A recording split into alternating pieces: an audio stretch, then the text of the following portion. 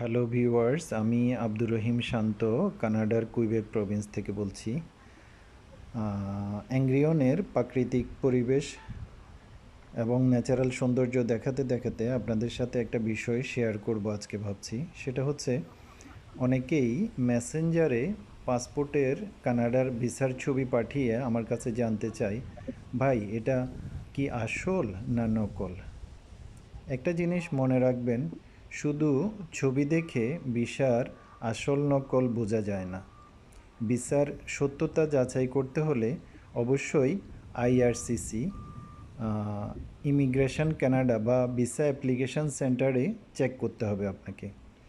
অনেক সময় ফটোশপ বা ভুয়া ভিসা দিয়ে প্রতারণা করা হয়, তাই এটা থেকে আপনারা সতর্ক থাকবেন যাতে আপনি প্রতারণার শিকার হতে না হয়।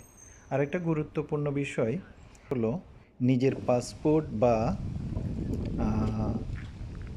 ভিসার কপি অন্য কারো কাছে শেয়ার করবেন না। এতে আপনার ব্যক্তিগত তথ্য চুরি হওয়ার ঝুঁকি থাকবে।